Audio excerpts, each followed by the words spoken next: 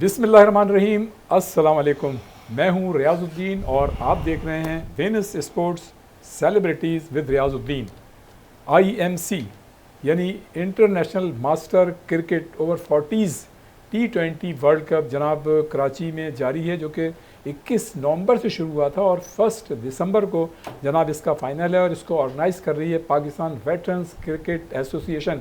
और जनाब इसमें जो इसको फैसिलिटेट और एकोमोडेट किया है, जो ताउन किया है, उसमें जनाब सिंध गवर्नमेंट का बड़ा किरदार है, फिर उसके साथ साथ पाकिस्तान क्रिकेट बोर्ड का बड़ा किरदार है और जनाब गवर्नर सिंध ने भी उसके साथ में तकरीब की, जो मेयर कराची हैं वो भी, और दूसरी भी शख्सियात और इदारे जो हैं, जितनी भी टीमें यहाँ आई हैं पार्टिसिपेट कर रही हैं T20 वर्ल्ड कप में ओवर 40s में, उनको ज़ाहिर है वो उनके एजाज़ में तकरीबात भी हो रही हैं। और जनाब इसमें जो सबसे बड़ा जो रोल है, जो बड़ा किरदार है और जो बड़ा कंट्रीब्यूशन है, वो जनाब फवाद एजाज़ खान साहब हैं, जो काफ़ी अरसे से पाकिस्तान वेटरन्स क्रिकेट एसोसिएशन के न सिर्फ चेयरमैन हैं बल्कि ये जो वर्ल्ड कप हो रहा है इसके जनाब वो डायरेक्टर भी हैं। फिर उनके साथ साथ और भी काफ़ी लोग हैं। एजाज़ फ़की हैं जो साबिक़ टेस्ट क्रिकेटर हैं, वो सिलेक्शन कमेटी में भी थे और उसके साथ साथ कन्वीनर हैं टेक्निकल कमेटी के। और अगर हम देखें तो नदीम उमर साहब मेंबर ऑर्गेनाइजिंग कमेटी हैं और भी बहुत सारे लोग हैं, जैसा मैंने कहा।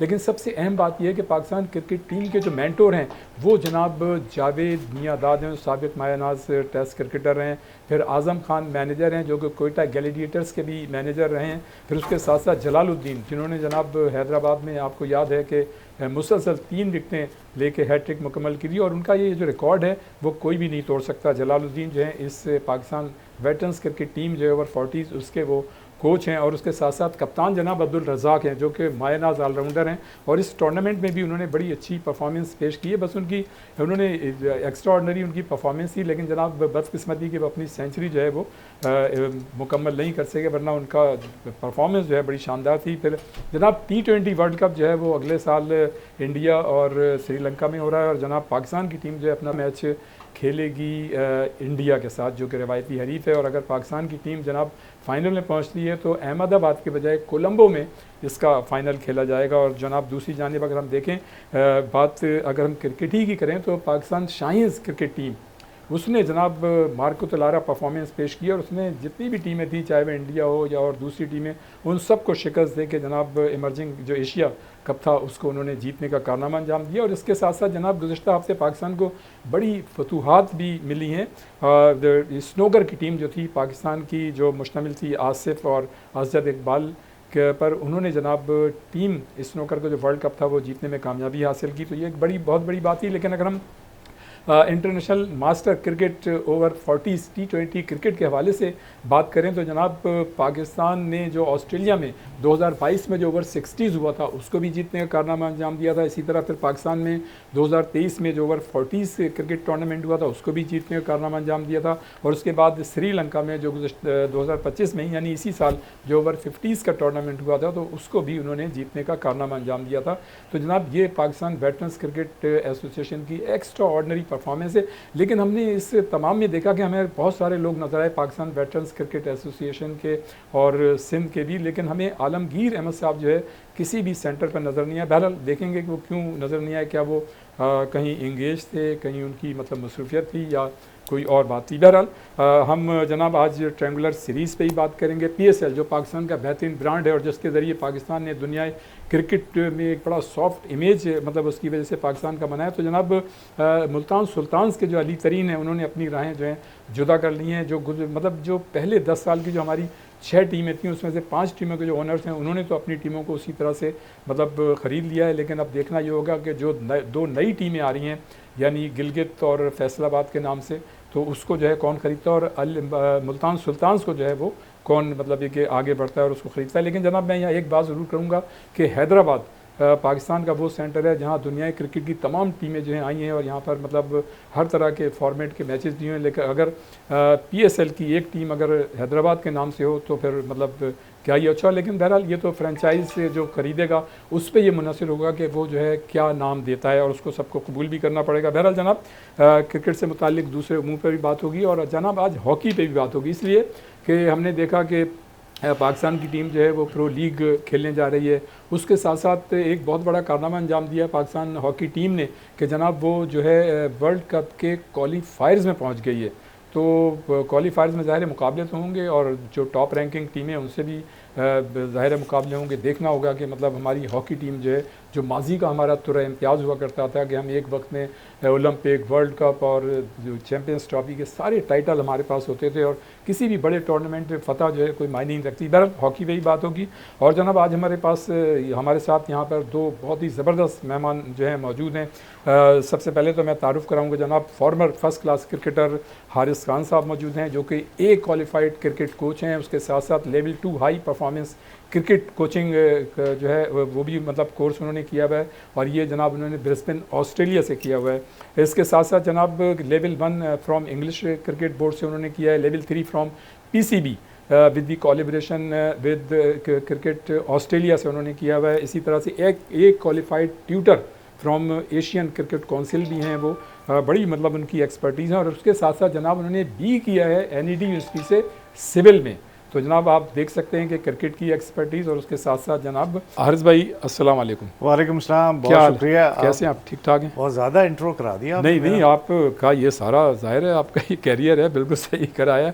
और जनाब हमारे साथ मौजूद हैं साबिक international hockey player Asif Ahmed Khan और ये पाकिस्तान के वो वाहिद खिलाड़ी हैं जनाब जो नीचे से ऊपर आए यानी अंडर 14, अंडर 16, अंडर 18 और फिर उसके बाद इनका कैरियर जो था 93 से 98 तक रहा, 5 साल इंटरनेशनल कैरियर। लेकिन जिस कैलिबर के प्लेयर थे इनको ओलंपियन होना चाहिए था, लेकिन वहाँ इनके साथ ज़्यादती हुई। इनके क्रेडिट पे जनाब 2 गोल्ड मेडल हैं, 3 ब्रॉन्ज मेडल हैं और उसके साथ साथ जनाब जूनियर एशिया कप के ये गोल्ड मेडलिस्ट हैं जब टीम जीती थी। इसी तरह चैम्पियंस ट्रॉफी जो लाहौर में 1994 में हुई थी उसके भी जनाब ये गोल्ड मेडलिस्ट हैं और उसके साथ प्री ओलंपिक अटलांटा 1996 उसके भी ये गोल्ड मेडलिस्ट हैं। और जब अटलांटा में जो ओलंपिक हो रहे थे इसी प्री ओलंपिक के बाद वहाँ इनको सिलेक्ट होना था, लेकिन ये इत्तेफाक से इसको किस्मत की भी सितमज़रीफ़ी कह सकते हैं और हालात और सियासत की भी कि ये ओलंपिक की टीम में नहीं जा सके। बहरहाल आसिफ अस्सलाम वालेकुम। कैसे हैं आसिफ? अल्हम्दुलिल्लाह ठीक ठाक हैं, खैरियत से हैं? First class. आसिफ भाई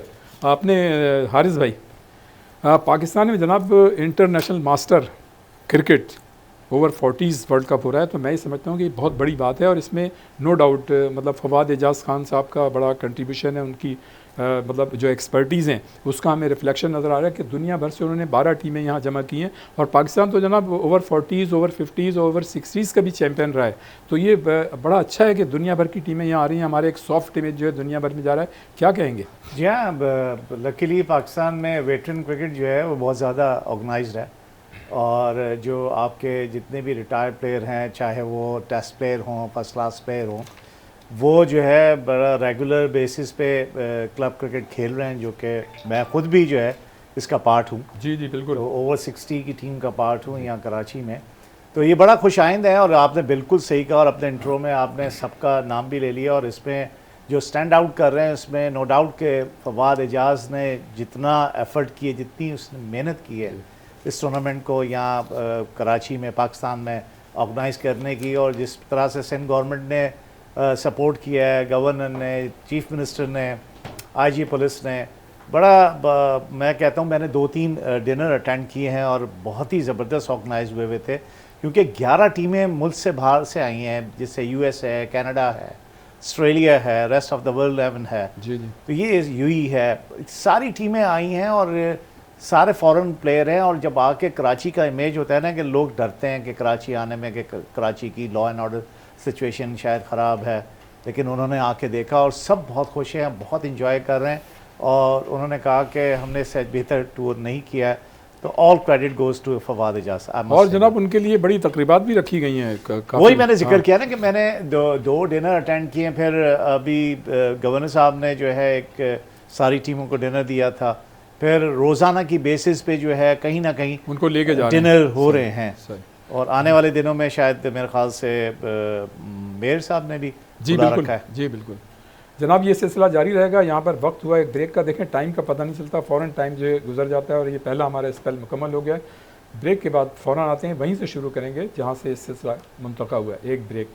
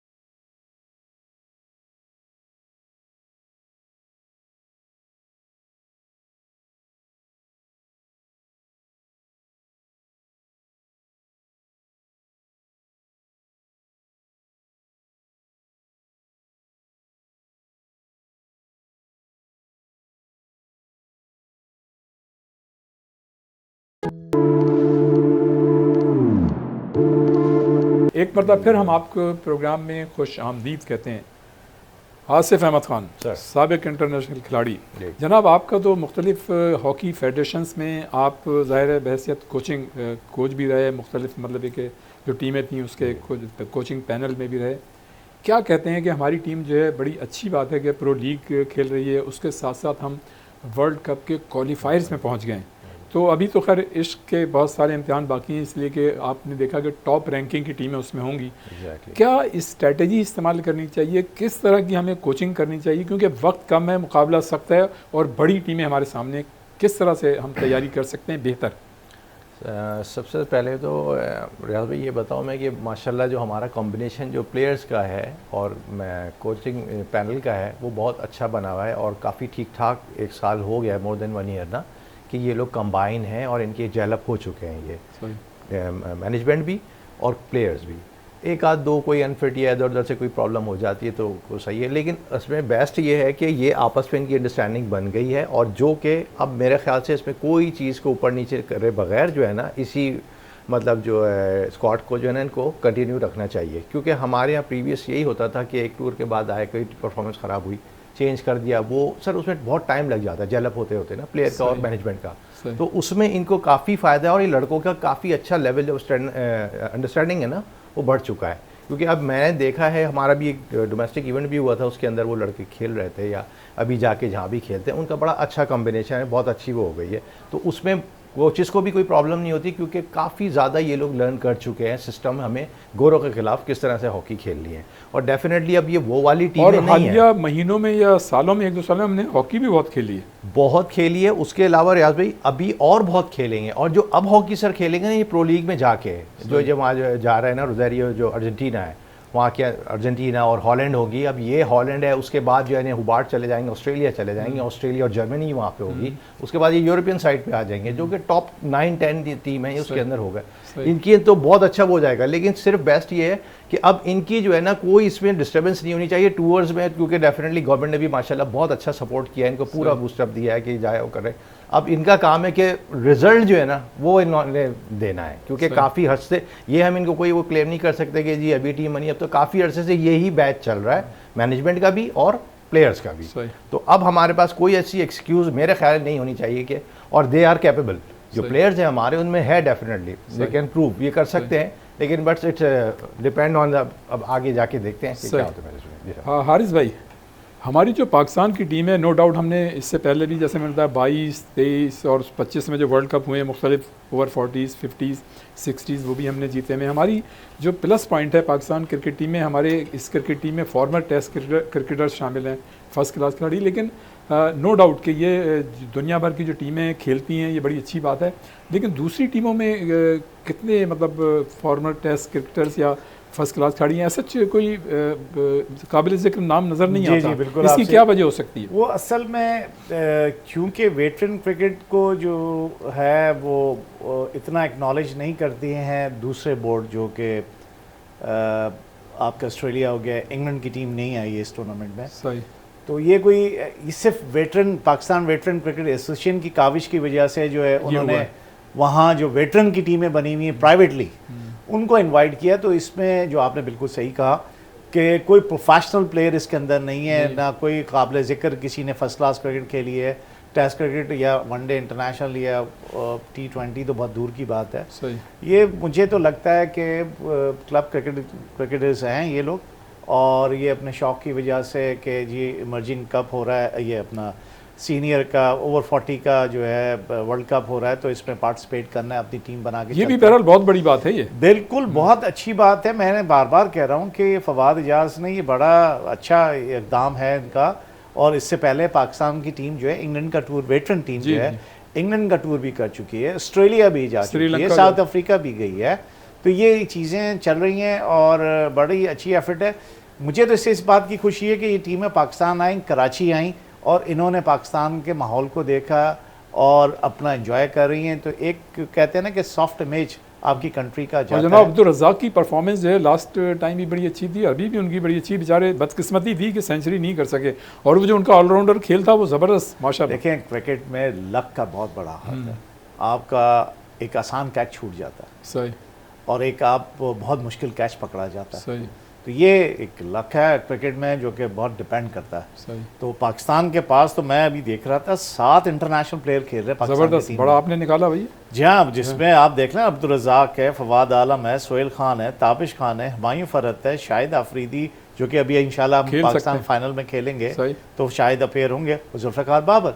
सही, तो आपके पास 7 लड़के जब आपकी पाकिस्तान टीम के फॉर्मर प्लेयर्स जो है मौजूद हों, तो फिर- और बाकी जो है आपके फर्स्ट क्लास क्रिकेटर्स भी जो है सही। बहुत अच्छे फर्स्ट क्लास क्रिकेटर्स भी आपके पास खेले, जैसे इमरान अली है, हाँ। फास्ट बॉलर था डोमेस्टिक से, वो हमारे कस्टम से भी खेले, SNGPL से भी खेल रहे हैं, स्वीगेस से, और भी दूसरे क्रिकेटर्स हैं जो कि खेल रहे हैं। मोहम्मद अली हैं, आतिफ मकबूल हैं, और अदनान बेग हैं, और वो मंसूरी हैं। ये प्लस विकेट पॉइंट कीपर। है ये। ये बहुत अच्छे प्लेयर डोमेस्टिक में, जो वेटरन डोमेस्टिक में ओवर 40 में ये जो लड़के हैं ये बड़ी अच्छी परफॉर्मेंस अच्छी कर रहे परफॉर्मेंस, थे, सही। तो उनको जो है इस बेसिस पे सिलेक्ट किया गया। अच्छा आसिफ, ये बात बड़े मतलब ये कि इत्मीनान की है कि पहले तो अंजुम सईद का प्रॉब्लम हुआ था पाकिस्तान हॉकी फेडरेशन से, और उन्होंने इन पे पाबंदियां भी लगाई थी और बातें भी बताई थी कि इन्होंने किसी के पैसे ले लिए। इसी तरह ताहिर जमान का था जो पिछले दिनों वो बांग्लादेश नहीं गया। लेकिन मैं ये समझता हूँ ओवरऑल ये एक पॉजिटिव चीज़ है कि इन दोनों से फेडरेशन के ताल्लुकात बहाल हो गए हैं, इसलिए कि जहाँ तक ताहिर जमान का ताल्लुक रखता है, इस तरह का मास्टर कोच हमारे पास कोई भी नहीं है, और उनकी जो क्रेडिबिलिटी है वो बिल्कुल अपनी जगह है, और उन्हीं की मेरे ख्याल से कोचिंग की वजह से हमारी इस टीम ने निस्बतन बेहतर परफॉर्म किया है। तो अच्छा है अगर पैचअप हो गया, लेकिन इस तरह की चीज़ें होनी नहीं चाहिए। क्यों मतलब हमारी मतलब लोग जो है मुश्किलात का शिकार होते हैं। उस वाले का तो रियाज भाई मुझे इतना आइडिया नहीं है, वो जो अंजुम भाई वाली आप बात कर रहे हैं जी जी, कि, लेकिन जो ताहिर भाई वाला का था वो सिलेक्शन ऑफ मेरे ख्याल से टीम के ऊपर कुछ था उनका, कुछ उसके ऊपर उनकी वो नहीं हुई थी, तो उसकी वजह से, और उनकी मेरे ख्याल से कुछ अपनी बेटी की भी शादी है, कुछ उसकी मसरूफियत भी है, तो उस वजह से उन्होंने थोड़ा सा एक्सक्यूज़ किया था उस टूर के लिए। लेकिन ये मैं आपको बता दूं रियाज भाई, ये जो ताहिर भाई है ना, ये नो डाउट कि सारा जो भी जो क्रेडिट जाएगा ना वो ताहिर जमान को ही जाएगा, क्योंकि मैं उनके साथ भी काम कर चुका हूँ और रह भी चुका हूँ पिछले दिनों कैंप में। तो सारा जो है ना गेम प्लान जो है वो अच्छा, और ताहिर भाई नो डाउट कि उन्होंने बहुत अच्छा प्लेयर को एज अ जो प्रॉपर कोच होता है ना, वो बिल्कुल वैसे ही करते हैं जैसे एक प्रोफेशनल करता है, वो वाला नहीं है। ताहिर जमान को हमने देखा है बड़ा संजीदगी से वो एग्जैक्टली नहीं, वो बहुत सीरियस, उसके अलावा बहुत पॉजिटिव है, मतलब कहीं मजाक भी करना तो वो मजाक भी करते प्लेयरों के साथ, और उनको समझा भी देते। वो कोई ऐसी चीज़ उन्होंने हार्ड एंड फास्ट नहीं किया हुआ, ना कोई चीखना, वो आराम से बिल्कुल रिलैक्स होके, क्योंकि काफ़ी उनको कमांड और एक्सपीरियंस, मोर देन 20 ईयर्स हो गए उनको कोचिंग करते करते थ्रू आउट द वर्ल्ड, तो वो काफ़ी एक्सपीरियंस हो गया। और अब उनके लिए मेरा नहीं ख्याल कि कोई उनको मुश्किल की पेश आती होगी, क्योंकि उन्होंने इतनी बड़ी बड़ी टीम्स खिलाई हैं और इतने बड़े बड़े खुद भी वो प्लेयर बहुत बड़े थे, तो इसलिए ताहिर भाई की तरफ से तो मुझे बिल्कुल वो है कि नो डाउट कि he is the best, Pakistan में बेस्ट। अच्छा आसिफ, पाकिस्तान में हॉकी फेडरेशन के जो इंतखाबात हैं वो मौमा बन गए हैं। पाकिस्तान हॉकी फेडरेशन चाहती है कि वो उनका अपना इलेक्शन कमीशन है वो कराएं। पाकिस्तान स्पोर्ट्स बोर्ड क्योंकि फंड्स देता है, वो कहता है कि जी हम मतलब एक करें, और बाकायदा हर मतलब इदारे से एक एक दो उसमें मतलब इलेक्शन कमीशन के मेंबर हों। तो ये कहाँ ये प्रॉब्लम कहाँ कैसे हल होगा, क्या तरीक़ाकार हो? काफ़ी अर्सा हो गया रियाज भाई ये चल रहा है, और बहुत सारे लोग कंफ्यूज हैं, और इवन के मैं समझता हूँ कि इसमें प्लेयर्स भी जो है ना बहुत कंफ्यूज हैं, जो हमारे नए आने वाले प्लेयर्स हैं। सही। उन्हें भी बेचारे, क्योंकि वो ओवरलुक हो जाते हैं। आपको पता है कि कोई दूसरी एसोसिएशन है, वो उसका लड़का उसके क्लब का नहीं है, तो उसको वहाँ सिलेक्शन नहीं होता, वो अपनी मतलब सूबे से या अपनी सिटी से अगर रिप्रेजेंट नहीं करेगा तो फिर वो कंसिडर ही नहीं होगा। तो इसमें ओवरऑल जो आता है ना वो प्लेयर डैमेज हो रहा है, सबसे ज़्यादा लॉस हो रहा है। अब वो इनके मामलात हैं जो कि इन्होंने बड़े बड़े मामलात, हमारी जो करंट ये फेडरेशन है, इन्होंने सॉल्व कर ली है, जितनी भी चीज़ें रिजॉल्व हो गई हैं। अब ये भी थोड़ा सा एक मैटर रह गया, मेरे ख्याल से इनको थोड़ा सा टाइम इस पर भी दे देना चाहिए कि ये भी कोई इतना बड़ा अब रहा नहीं है, क्योंकि इन्होंने सबको मिलजुल के कर लेना चाहिए। देखिए स्पेस निकालना चाहिए, और बेटरमेंट तो सभी कर रहे हैं ना, कंसेंसस से होना चाहिए। एग्जैक्टली, फिर एक दूसरे से वो कर लें, उसके बाद आ जाएं और फिर एक प्लेयर मतलब एक सेम पेज पे आ जाए। कोई ऐसा मुश्किल नहीं है, उन्होंने भी करना है बेहतरी के लिए, हम भी करना है। लेकिन अगर मकसद सबका एक है और नेक नियति है तो फिर बिल्कुल आ जाना चाहिए। बिल्कुल, उसमें सर बहुत सारे प्लेयर हमारे खराब हो रहे हैं, ये मुझे बड़ा दुख होता है। जनाब यहाँ पर वक्त हुआ एक ब्रेक का, और हमारे साथ मौजूद हैं साबिक यानी former first class cricketer Haris Ahmed Khan, और उनके साथ साथ former international hockey player Asif Ahmed Khan. यहाँ पर वक्त है ब्रेक का, ब्रेक के बाद फ़ौरन वापस आते हैं, यहीं से इस सिलसिले को शुरू करते हैं, एक ब्रेक।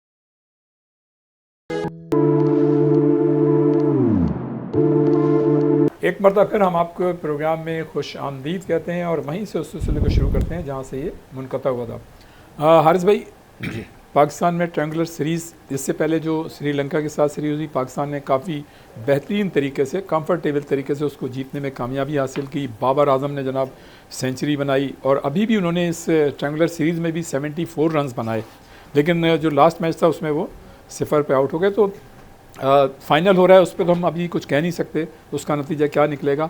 क्या समझते हैं, बाबर आजम के मुस्तकबिल को किस तरह से देखते हैं आप?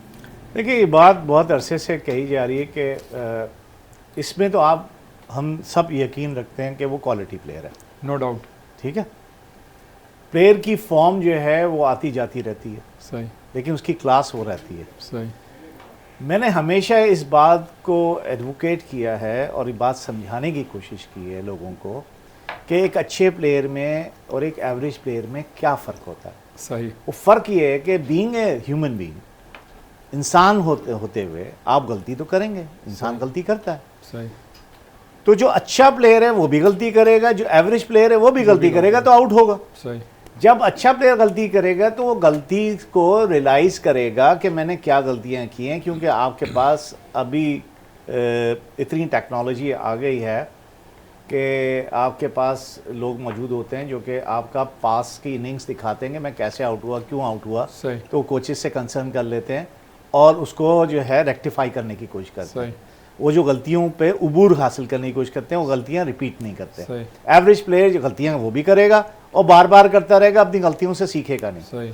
तो बाबर जो है क्वालिटी प्लेयर है, ज़रूर देख रहा होगा, कर रहा होगा। मैंने जिस वक्त बिल्कुल ये नहीं हो रहे थे उससे रन, मैंने मशवरा मेरा था कि क्रिकेट से दूर हो जाओ। सही। यानी कि मेंटली तौर पे और फिजिकली तौर पे आप क्रिकेट से दूर हो जाएं। आप बहुत ज़्यादा सोच रहे हैं। बाबर बहुत ज़्यादा सोच रहा था अपने बारे में, क्योंकि ऐसे जो क्वालिटी प्लेयर होते हैं फिर ये सोचना शुरू कर देते हैं कि हमसे क्या गलती हो रही है, हम रन्स क्यों नहीं कर रहे, रन्स क्यों, क्योंकि ये आदी होते हैं रन्स करने के मेंटली तौर पे। तो वो जब इस फेज़ में आते हैं तो वो समझ नहीं पा रहे होते। तो मेरा जो पर्सनल एक्सपीरियंस भी है, क्योंकि मेरे साथ भी ऐसा हुआ, एक ज़माने में मैं गेंद कर रहा था, मुझे आधी विकेट पे गेंद गिर जाती थी या फुल टॉस हो जाती, तो मुझे किसी ने मशवरा दिया कि अभी क्रिकेट से दूर हो जाओ कुछ अरसे के लिए, 4 महीने के लिए। हाँ, तो मैं दूर हो गया, मैंने बॉल भी नहीं पकड़ी। और फिर जब वापस आया 5 महीने के बाद तो वो दोबारा से रिफ़्रेश होके आया और अपनी चीज़ें दोबारा से सही होती चली गई। सही। अच्छा, PSL नो डाउट मतलब दुनिया क्रिकेट का एक बड़ा ब्रांड और इसका सॉफ्ट इमेज दुनिया भर में गया। उसके बाद आपने देखा कि दुनिया भर की वो टीमें जो 20-20 साल से नहीं आ रही थी उन्होंने आना शुरू किया। अब जो PSL है वो नए दौर में, यानी अगले 10 साल के लिए उसके माहदे होंगे। 5 टीमें जो थी मुल्तान सुल्तान्स के अलावा, उनके तो वो तमाम ओनर्स हैं, उन्होंने उसको दोबारा ले लिया है। अच्छा, मुल्तान सुल्तान्स के जो अली तरीन थे उनका मसाइल पैदा हुए और वो इससे अब अलग हो गए। तो ये मतलब इस तरह की सिचुएशन क्यों बनती है, क्यों बनी? ऐसा अगर नहीं होता तो अच्छा होता। बिल्कुल, आप बिल्कुल सही कह रहे हैं। हम भी यही राय रखते हैं कि जो कुछ भी हुआ बहुत अनफॉर्चुनेट है। ये क्रिकेट को नुकसान पहुंचेगा, इससे पाकिस्तान के इमेज को नुकसान पहुंचेगा। प्लेयर्स, जब मुल्तान सुल्तान के इतने अच्छे अच्छे प्लेयर्स थे जो कि फॉरेन प्लेयर थे, वो सोचेंगे ये क्या हो रहा है, ये सही मैनेजमेंट क्यों नहीं हो पा रही। तो मेरी तो रिक्वेस्ट होगी पाकिस्तान क्रिकेट बोर्ड से और अली तरीन से भी कि इसको एमिकेबली जो है इस मामले को हल करें। और यकीनन वो तो अलग हो गए हैं इससे ना। लेकिन वो पाकिस्तान क्रिकेट बोर्ड की रिजर्वेशन ये थी कि उन्होंने जो है इन चीज़ों को मीडिया पे किया। पाकिस्तान क्रिकेट बोर्ड ये चाहता था कि ये बंद कमरे में ये सारी चीज़ें डिस्कस। अली तरीन ने कहा मैंने बहुत सारे लेटर लिखे, लेकिन इन्होंने मेरे लेटर्स के जवाब नहीं दिए। मैंने कांटेक्ट करने की कोशिश की और इन्होंने मुझे कोई जो है खातिर खा जो है इसका जवाब नहीं दिए। तो उसकी फ्रस्ट्रेशन में आके मेरे ख्याल से उसने किया है, जो कि अनफॉर्चुनेट है। नहीं होना चाहिए कि मुल्तान और वो जो उन्होंने फाड़ा, मतलब जो था नोटिस, उसको वो इमोशनल एक्ट था। मैं तो ये कहूँगा कि अली तरीन जैसे बंदे को इस तरह से जो है नहीं करना चाहिए था। वो माशाल्लाह इतनी बड़ी फ्रेंचाइज का ओनर है और एक रेपुटेशन है मेरे हिसाब से, इतने सालों तक वो लेके चले। जी, नहीं होना चाहिए। बेहतरीन टीम के जो है उनके पास मुल्तान सुल्तान बहुत अच्छी टीम थी, मुझे बहुत पसंद रही है और बड़े उम्दा क्रिकेटर्स और बड़ी अच्छी उनकी एडमिनिस्ट्रेशन, जो कोचिंग स्टाफ भी उनका बहुत अच्छा था। सही। तो इस चीज़ को नहीं होना चाहिए था। अब सुनने में आ रहा है जैसे आप कह रहे हैं कि जब गिलगित की टीम है और फैसलाबाद की हाँ, हैदराबाद, मैं ये समझता हूँ गिलगित तो होनी चाहिए और फैसलाबाद भी होनी चाहिए, लेकिन ये तो ऑनर्स पे होगा कि वो क्या नाम देते हैं। लेकिन मेरी अपनी मैं बात कर रहा हूँ कि हैदराबाद का इतना बड़ा कंट्रीब्यूशन है, दुनिया भर की टीमें वहाँ आ चुकी हैं, तो अगर हैदराबाद के नाम से टीम हो तो वो अच्छा है। सिंध के जो इंटीरियर के जो देखें नौजवान बिल्कुल खिलाड़ी हैं, आपकी उनके लिए अच्छा सोच ठीक है, लेकिन फिर बोर्ड ये भी देखता है कि जो फ्रेंचाइज खरीद रहा है कि वो ऑफर कितनी कर रहा है बस सही। वो फ्रेंचाइज खरीदने की। बिल्कुल ऐसे ही। लाजमी बात है आजकल का जो ज़माना है वो कमर्शियल बेसिस पे है सारी चीज़ें, बिल्कुल ऐसे ही। तो वो कमर्शियली वो वायबल है हैदराबाद को किसी में ख़रीदने में या नहीं, या गिलगित वालों ने ज़्यादा जो है वो बिड दी होगी या फैसलाबाद ने ज़्यादा बिड दी होगी, वो कमर्शियली जो है वो ज़्यादा जाहिर है स्ट्रॉन्ग उनको लेंगे। होंगे, तो वो इस वजह से बोर्ड उनको कंसिडर भी कर रहा बिल्कुल है। ऐसे। अच्छा आसिफ, आप ज़ाहिर है मुख्तलिफ टीमों के कोचिंग पैनल में शामिल रहे हैं, आप क्या समझते हैं कि अब हम जब यूरोपियन टीमों से मतलब खेल रहे हैं मुकाबले से, तो हमको क्या कोचिंग में क्या स्ट्रेटजी इस्तेमाल करनी चाहिए, कितनी हमारी फिजिकल फिटनेस होनी चाहिए, कितना हमारा स्टेमिना जो है वह इम्प्रूव होना चाहिए, और जो इंटरनेशनल रिक्वायरमेंट है इस वक्त फिजिकल फिटनेस की और अपने टेक्निकल चीज़ों की, वो क्या क्या होना चाहिए, किस तरह से हम इम्प्रूव कर सकते हैं? नंबर वन, डेफिनेटली इन्होंने काम तो किया है और कर भी रहे हैं फिजिकल। आपको मैंने पहले भी बताया था रियाज भाई की ये चीज़, नंबर वन जो है ना फिटनेस है आपकी। सही। फिटनेस जब तक आपकी नहीं होगी तब तक आप जो है ना इन टीमों के साथ आप नहीं कर सकते वो काम जो जैसे एशियन टीम्स होती हैं उसको खेल लिया, इवन दो कि आप इंडिया के साथ भी नहीं कर सकते क्योंकि उनका भी फिटनेस लेवल अब वो वहाँ चला गया है। तो उसके लिए सबसे नंबर वन प्रायोरिटी इनकी ये होगी फिटनेस लेवल, और उसके बाद जब तक, क्योंकि रियाज भाई अब ये बिल्कुल नया इनके लिए वो होगा एक्सपीरियंस, जो यूरोपियन पे हो वो लड़के थोड़े से अच्छे होंगे जिन्होंने लीग्स खेल रहे होंगे ना, अभी खेल रहे हैं ना सीजन में जाते हैं, वो थोड़ा सा लड़के जो है ना उनके साथ उनको अंडरस्टैंडिंग होती है, वो समझते हैं कि इनके साथ कौन सी होगी। लेकिन बहुत सारे इसमें नए लड़के भी ऐसे हैं तो उनको थोड़ा टाइम लगेगा। अब उस चीज़ को नए लड़कों के साथ मिलके इन्होंने किस तरह डेवलप करना है वो इनकी जो है ना मैनेजमेंट कोचिंग कर ना उसका ये वो है। अच्छा हारिस भाई, इसमें मैं कुछ थोड़ा सा हाँ बिल्कुल, श्योर श्योर।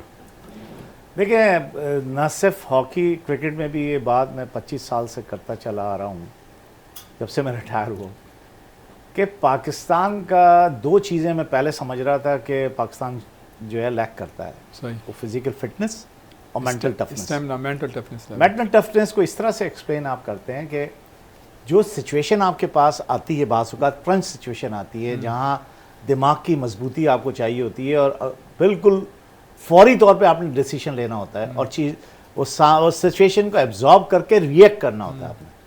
तो ये चीज़ जो है वो मुझे नज़र कम आई कि जनाब के सिचुएशन को एब्जॉर्ब किया और अकॉर्डिंगली रिएक्ट किया हो। फिटनेस लेवल आप 5 दिन की क्रिकेट 4 दिन की क्रिकेट खेलने में अब जितनी T20 क्रिकेट हो गई है, लड़के अवॉइड कर रहे हैं, वो खेल ही नहीं रहे फोर, कि उनको पता है कि उनका फिटनेस लेवल 4, मतलब उन्होंने आसान हदफ जो है चूज कर लिया, इसलिए कि उसमें पैसे ज़्यादा। T20 में 4 ओवर की क्रिकेट है, एक बॉलर 4 ओवर करता है, तो 4 ओवर की फिटनेस करेगा, 20 ओवर का मैच होता है, सही। 20 ओवर की फिटनेस उसको चाहिए, 20 ओवर का फिटनेस का मतलब 1.5 घंटा।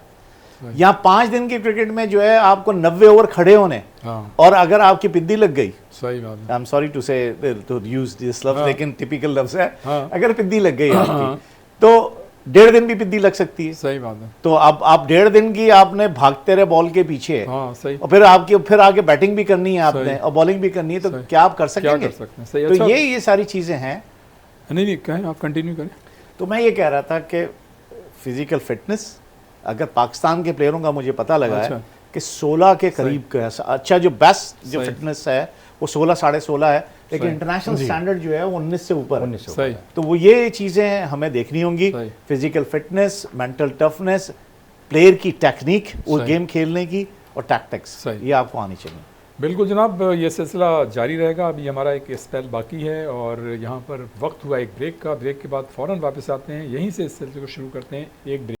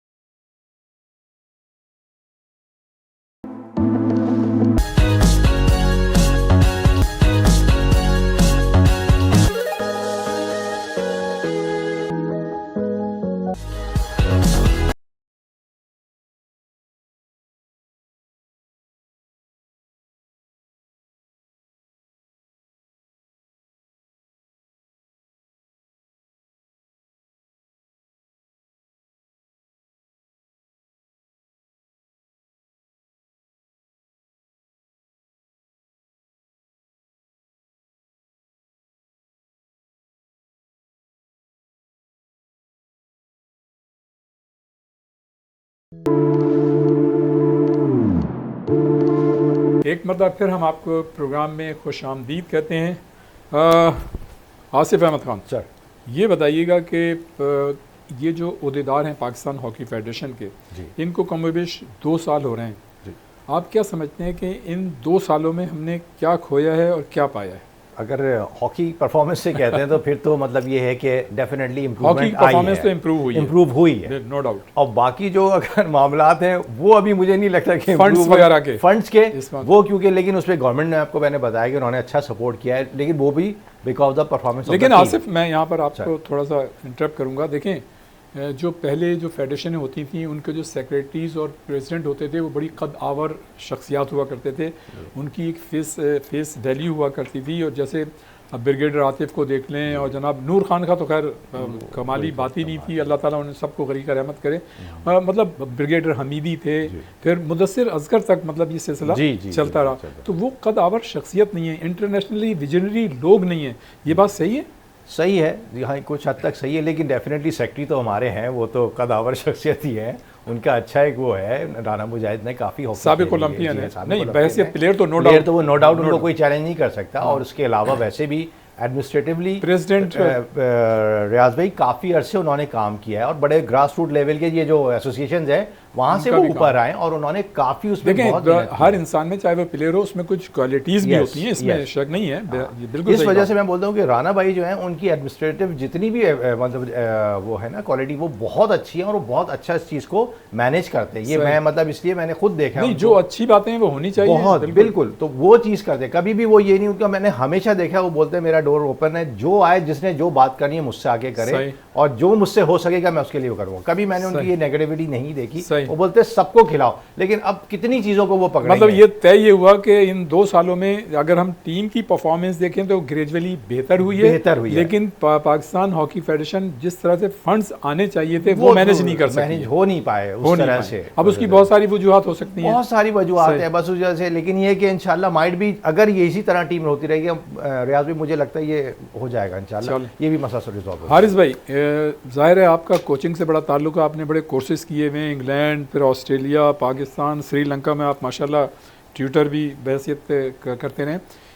कोचिंग में क्या देखते हैं आप? मतलब हमारे ऐसे कौन से कोचेज़ हैं जो आप समझते हैं कि जिनको पाकिस्तान की टीमों के साथ होना चाहिए था वो नहीं है, या आप समझते हैं कि ऐसे कौन से कोचेज़ हैं जिनकी एक्सपर्टीज़ हैं, एक्सपोजर है, एक्सपीरियंस है और वो टीमों के साथ नहीं है?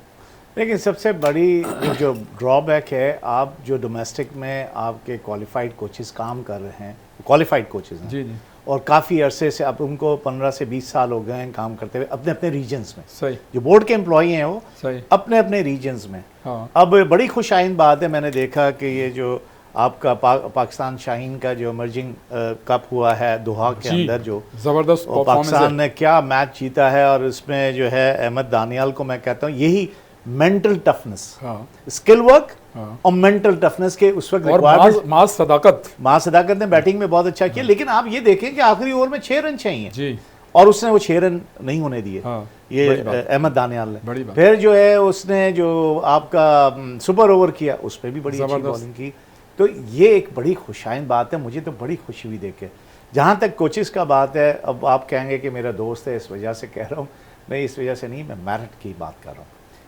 किसकी बात कर रहे हैं? मैं मेरिट की बात कर रहा हूँ। मेरिट पे जो आपका, मैं समझता हूँ, पाकिस्तान क्रिकेट बोर्ड से मेरी अपील होगी इस बारे में और रिक्वेस्ट भी होगी कि जलालुद्दीन जो है वो बेस्ट कोच आपके पास अवेलेबल डोमेस्टिक, अगर आप देखते हैं कि डोमेस्टिक में उसके हवाले कर, बड़ा सही नाम लिया है, बड़ा उनका। आप ये देखें हर वक्त वो ग्राउंड में नजर आते हैं चाहे कहीं भी हो। मैं तो उसको 40 साल से देख रहा हूँ, और खवातीन क्रिकेट भी उनके जी, वो चेयरमैन रहे सिलेक्शन कमेटी के। लेकिन जलाल का पता नहीं क्या बोर्ड के अंदर एक रेपो बनी हुई है, मुझे नहीं पता, क्योंकि वो ब्लंट किस्म का आदमी है, बात साफ कर देता है तो शायद लोगों को पसंद नहीं। लेकिन हमें तो मतलब जो कंसर्न लोग होते हैं उनकी एक्सपर्टीज से फ़ायदा उठाना चाहिए और कौमी मफाद को मद्देनजर रखना चाहिए। यास भाई, वो लेवल 1 से लेवल 4 तक उसने इंग्लैंड से भी किया है, ऑस्ट्रेलिया से भी किया है, और ग्रास रूट लेवल पे मेरे ख्याल से जितना उसने काम किया है, हम लोगों ने काम किया है, वो प्लेयर्स डेवलपमेंट में, कोचेस डेवलपमेंट में, ये अभी तक हम कर रहे हैं। अभी एक प्रोजेक्ट हम कर रहे हैं अंडर 15 का, वो अमेरिकन एनजीओ है हेल्पिंग हैंड्स, उसकी मदद से 3 साल का प्रोजेक्ट है जिस पे हम काम कर रहे हैं, जिसमें ये जैसे मैंने आपको कहा कि प्लेयर की डेवलपमेंट कैसे होगी, मेंटल टफनेस, आपका फिजिकल फिटनेस, उनकी टेक्निक, उनके टैक्टिक्स और उनका लाइफस्टाइल, सही। ये 5 चीज़ों पे काम करना होता है। ये 5 काम कर रहे हैं, तो मेरे हिसाब से जो है बेस्ट कोच जो अवेलेबल है वो जलाल है। No doubt, I am with you. अच्छा आसिफ, बड़ा सुनते थे कि मतलब हर तरफ से आवाज़ें आ रही थी कि डिपार्टमेंट्स की टीमें बहाल होंगी, खिलाड़ियों का जॉब और कैरियर एक मरतबा फिर होगा। क्रिकेट की टीमें तो खैर चलें आए 1-2 साल पहले बंद हुई हैं, लेकिन हम तो खुद खेलते रहे हैं डिपार्टमेंट से।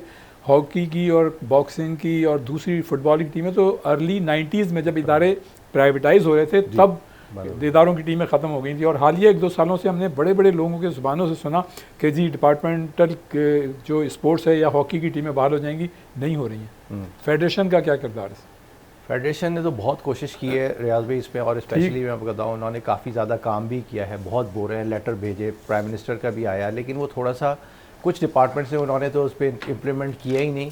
लेकिन अभी आपने देखा होगा कि लास्ट नेवल कप जो हुआ है, नेशनल बैंक की टीम उन्होंने हमारी मैनेजमेंट ने बनाई पूरी, उन्होंने भेजा जो हमारे पास, क्योंकि हमारे पास ऑलरेडी अभी प्लेयर हैं अवेलेबल जो खेल सके डोमेस्टिक लेवल पे ना, तो उन्होंने बोला ठीक है आप इनको जाएं और भेजें।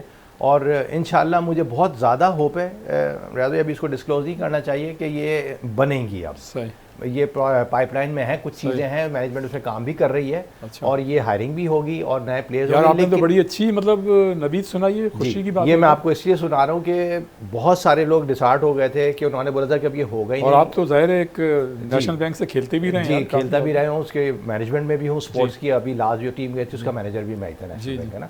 तो इसलिए मैं बोल रहा हूँ रियाज भाई कि अब वो बोल रहे हैं बैंक वाले कि अब इंशाल्लाह ताला हम इस चीज़ को करेंगे, लेकिन रियाज भाई वो वाला ज़माना नहीं है पहले जो होता हाँ, था ना वो कि तो बस खैर। हो गए और कुछ नहीं कर रहे। सही। उन्होंने बोला परफॉर्मेंस दो और आप फिर सही ये करते जाओ इस तरह। अच्छा हारिस भाई, वापस आते हैं जनाब IMC international master cricket over 40s, इस पे आते हैं जो कराची में मेला सजा हुआ है।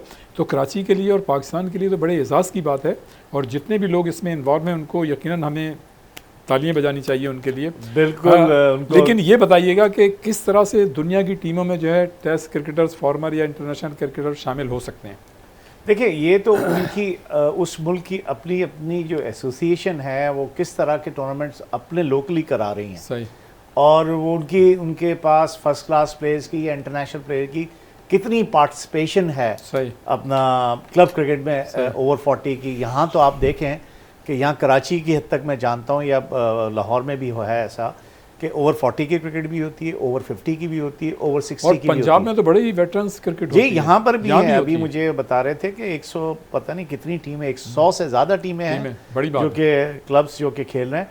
और कराची में भी जो है वो ओवर 40, 50 और 60 मैं खुद खेल रहा जी, हूँ जी। इसलिए मैं बता सकता हूँ। और अभी सुनने में आ रहा है कि ओवर 60 का भी वर्ल्ड कप हो रहा है, शायद कनाडा में हो रहा है, जी, जी। तो उसके लिए भी प्रिपरेशन हो रही है। तो उसमें तो आप भी पार्टिसिपेट कर सकते हैं। फिटनेस पे डिपेंड करता है, इट्स डिपेंड ऑन फिटनेस ना। फिटनेस पे होगा। ये नहीं हो कि जिस तरह की अभी चीज़ें नज़र आ रही हैं, बास प्लेयर नज़र आ रहे हैं, सही तो खुद से बहुत बुरा ठीक लगता है। है। नहीं, एक आध ओवर तो करा सकते हैं। नहीं, और तो ज़्यादा करा सकते हैं, लेकिन बाकी बॉल को फील्डिंग कौन करेगा? सही है, सही। हाँ, नहीं है। अच्छा हारिस भाई, हमारी बहुत सारी बातें हुई, सवालात तो बहुत हैं, लेकिन वक्त हमेशा आड़े आ जाता है। मैं चाहूँगा कि मतलब कोई ऐसी बात, सवालात तो मैंने किए क्रिकेट के हवाले से, अगर आपके जहन में कोई बात हो तो वो ज़रूर कीजिएगा, और हमारे नौजवानों को पैगाम ज़रूर दीजिएगा।